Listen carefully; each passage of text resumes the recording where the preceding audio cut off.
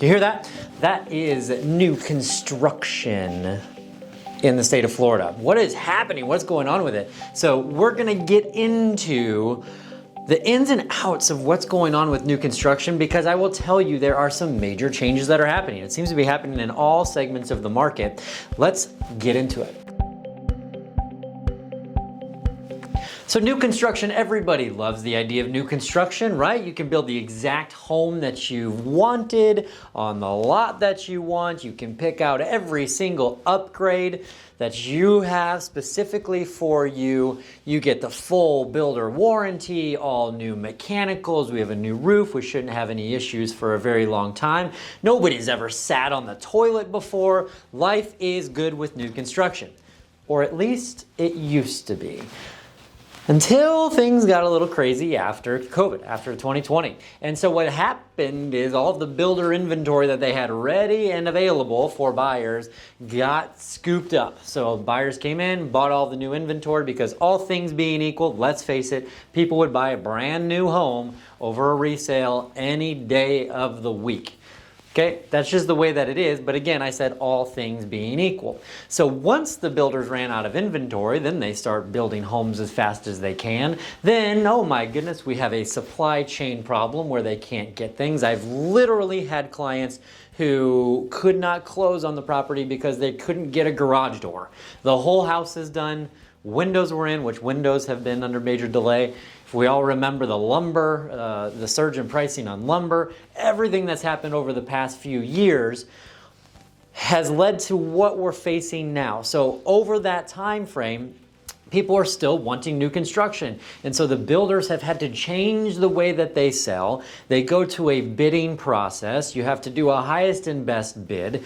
You don't really get the freedom to choose any lot that you want. If you're in a planned development, they only release 1 per week or 2 per week or 3 per week. And so it's really just changed the entire dynamic of how new construction works. And quite frankly, it's not nearly as fun as it used to be, because a lot of times the builder's just going to build a spec home with the upgrades that they think the majority of people want and provide that to the public, and then they'll put it up for sale as it nears completion so they don't have to deal with that fussy buyer coming through and criticizing their work as they're building the house.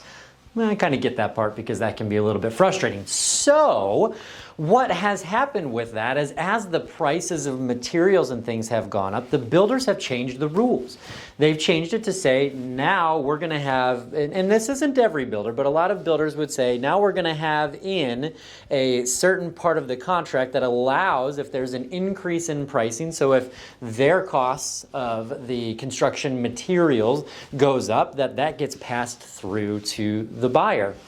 All right, sounds reasonable. The builders didn't know what they were getting into, but we're facing scenarios now where the time frame to build is anywhere from 8 months to, I've seen, 18 months before builders saying that they'll have a home ready. So that does a couple of things. That, obviously, nobody wants to wait that long to get a new home. That's boosted the resale market up quite substantially. And so now the buyers are starting to like, well, maybe this isn't as good. And keep in mind that new construction has a lot of additional closing costs. So, wow, that's not very good either. So I've got to wait a really long time. I have additional closing costs because I went new construction.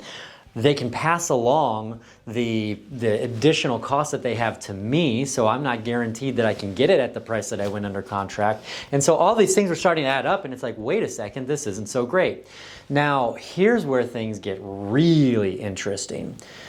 As you know, if you've watched any of my videos, the interest rates have gone up quite substantially since the beginning of the year. Now, if you can only lock in an interest rate for a certain period of time prior to you closing on the loan. Generally, that's anywhere from 30 to 60 days, depending on your lender.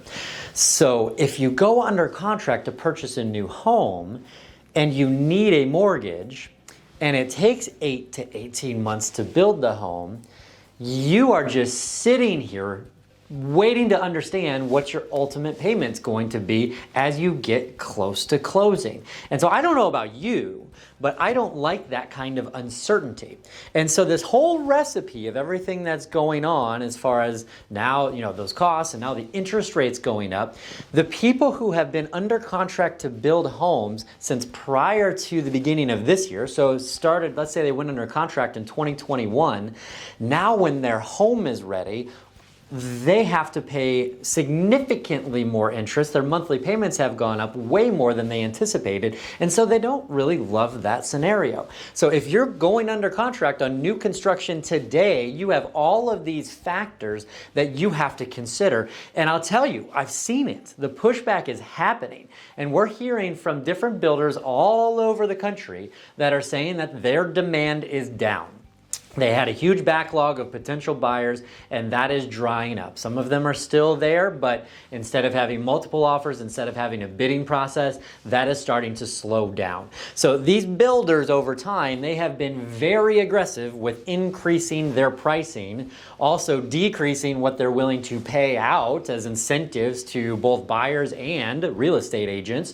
And now what's happening is I believe, and again, I don't have a crystal ball, but I believe we're going to see a reversal here. I believe they're going to have to soften how they go about their business if they want to continue to sell homes in the future. And I would not be surprised if they start throwing some more incentives out there. That's usually our indicator that their demand is softening up. So when they start throwing incentives, like saying they'll pay for your closing costs, they'll give you $20,000 in options and upgrades, all of that has disappeared. It's basically disappeared. When that starts coming back, that is our indication that their demand is slowing down. So keep a lookout for that. I think this is a huge topic, and this is one that is going to, I believe, affect builders in Florida for the foreseeable future.